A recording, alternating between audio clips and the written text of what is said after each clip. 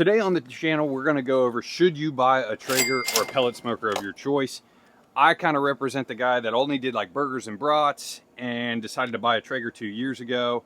Dave, you're the grill expert. We got 1, 2, 3, 4, 5 grills on the back porch. I got the electric one in the garage. Oh, see, so that's why you're here to kind of bounce some ideas, bring up a few good points. You're definitely the team grilling expert. All right. So rewind a couple years ago, I was like, man, do I fork out the Traeger cash because I'm starting to be home more, I'm starting to cook more, hanging out with you. Is this a worthy investment? Because it's not cheap. Yeah, I mean, in Traegers, like I have a different brand. I have a Camp Chef. There's multiple brands, but you're just referring to pellet smokers in general. Yeah. You know, and we talked about it because I kind of showed you how, you know, you can almost double it as, it's basically an oven that's giving you a little bit of that smoky flavor. You can see the smoke rolling, you know, as I'm cooking a pork shoulder right now.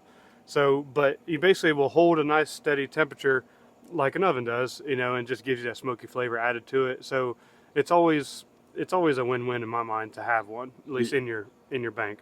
And like I said, like I was the guy just doing burgers, brats on occasion, maybe some dogs, but not hosting a ton, not doing ribs, not doing pork shoulders, not doing any sort of brisket cooks, Mexican side dishes. And I bought one. And since then, I've really kind of started enjoying the cooking process, hosting events. And like you had touched on earlier, that convenience factor is underrated until you purchase it and realize, oh, I can throw something on and go to the store and get ice and pops and beers and stuff for the cookout. Yeah, exactly. And we have cookouts quite a bit, and we'll do a bunch of different, like you said, a bunch of sides and different meats and stuff. And so sometimes the oven's full and we need to throw something in. You can just plop it on there real quick, you know, because you can just, you know, essentially bake something on there if you need be. Plus the convenience of, you know, not having to handle a fire. Because if when you're thinking, okay, I'm thinking about getting a smoker, you're going to think, okay, I could do a side box, which, you know, that's just basically, it'd be something similar to this with a side box on it that has a fire. And so, or you can think of, you know, a drum or any of these different types of smokers where you have to maintain a fire. And this is really nice for the beginner, you know, because you can just turn it on and essentially go to sleep if you'd like to. You know, like this pork shoulder I'm doing now, I put it on last night. And it's the perfect way to do pork shoulders in my mind. Yeah. Because then I can put it in a cooler. Once it's done, it'll rest and it'll hang over and it'll rest and stay warm and shred it once the party starts. Yeah. Like another aspect too to the smoker that I've really liked is just for some side dishes, some one-offs. I would say wings cook way better on a smoker. Yeah. They're kind of nice. Ribs are a pretty easy cook. But I do a queso dip, a Mexican street corn, and really elevates the cook. A lot of people do like cracker recipes where they'll add some seasoning and butter, and you're like, oh, these won't be that much better than a regular box of crackers. Well, let me tell you, folks.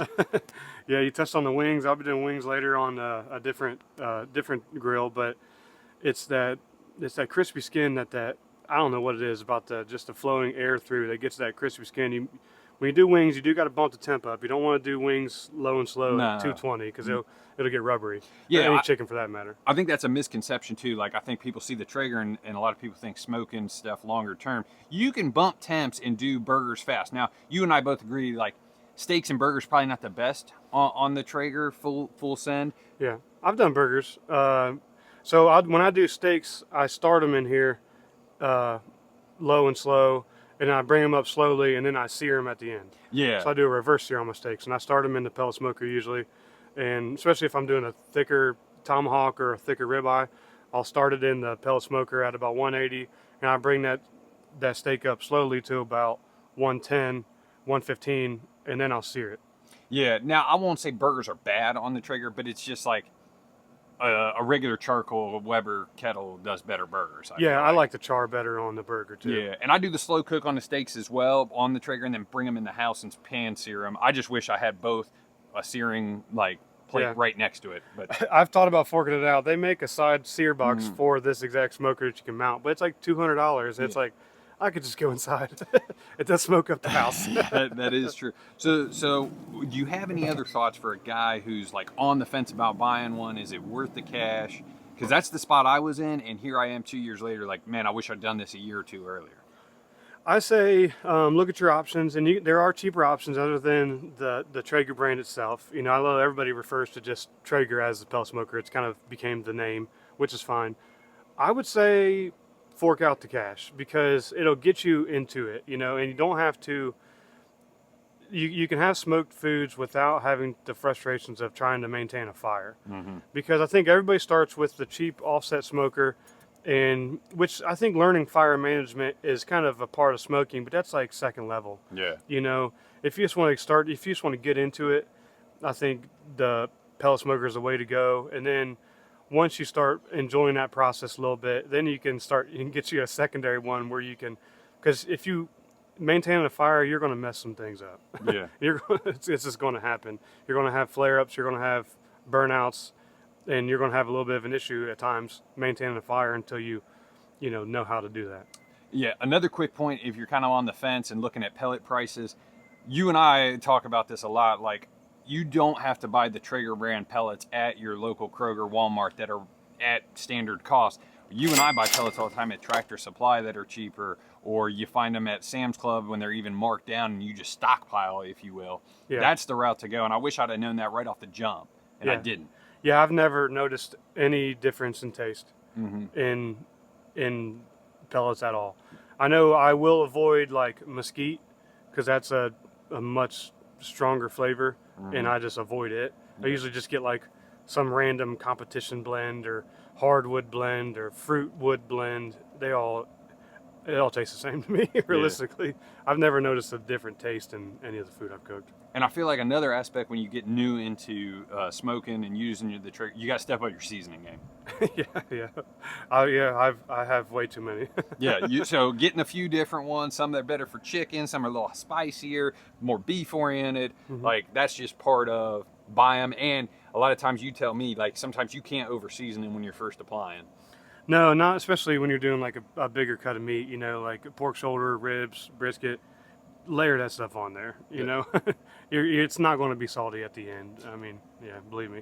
All right, let's leave the people. What maybe would be a good recipe or cook if you're new to smoking and you just got a Traeger? In a pellet smoker, I would start with a pork shoulder. I think they're a big cut, but they're cheap. They're really hard to mess up for the most part. Yeah. You can just kind of just season it up good, rub it down with a binder if you want to, just a basic mustard binder. You can inject it if you want to. You don't have to. You can throw it on there overnight. Once it hits about 160, wrap it in foil, put it back on, and call it a day. Yeah. One quick tip is if it's on your grates, and then you wrap it in foil, before you put it back onto the grates, clean them off.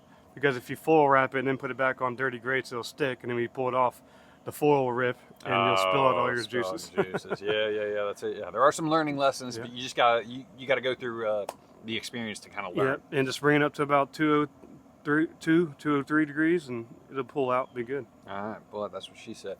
Guys, my sleeper pick would be the poor man's brisket. Take a chuck roast, you kind of cook it very similar to a brisket, get it up to like 165, wrap it in butcher paper wrap, and then finish it to like 200-ish.